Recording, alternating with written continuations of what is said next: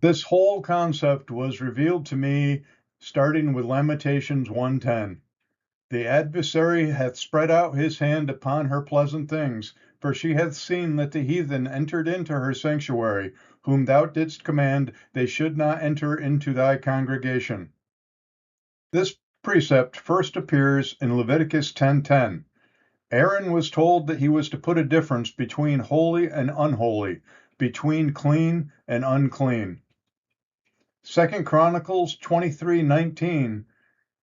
The porters were set at the gates of the house of the Lord, that none which was unclean in anything should enter in.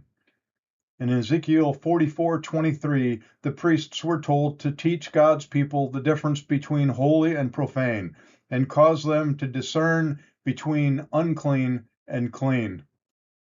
The boundary is spiritual. It's not the outwardly unclean that were forbidden from entering into the house of God. It was the spiritually unclean. It was those with an uncircumcised heart. In Romans 2:28 through 29, we read, He is a Jew which is one inwardly, and the circumcision is that of the heart. The profaning of God's house is a key reason Judah was destroyed.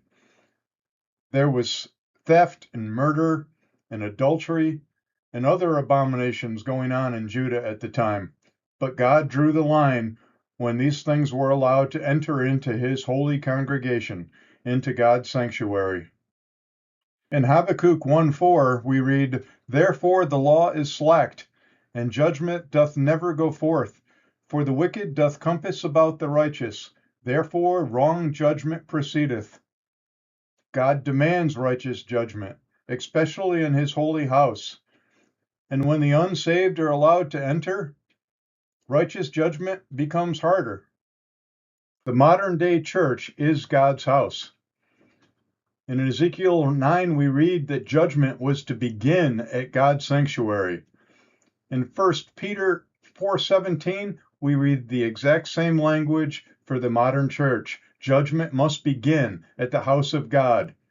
1 Timothy 3:15, the house of God, which is the church of the living God, the pillar, the ground of truth. God's house is not for the unsaved.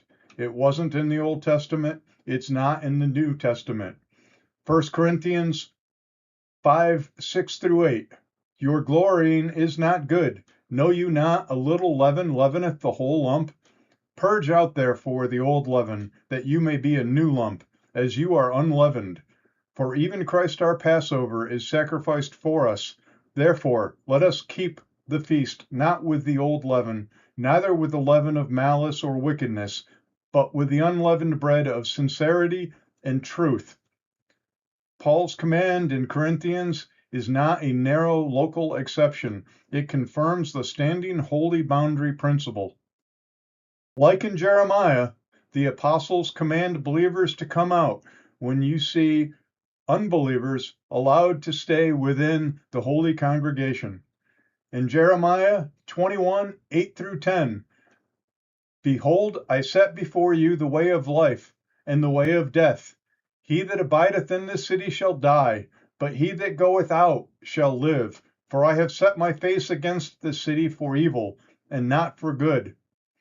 In 2 Corinthians 6:14 through 18, But be ye not unequally yoked together with unbelievers. What fellowship hath righteousness with unrighteousness? What agreement hath the temple of God with idols? Wherefore come out from among them, and be ye separate, saith the Lord. Touch not the unclean thing.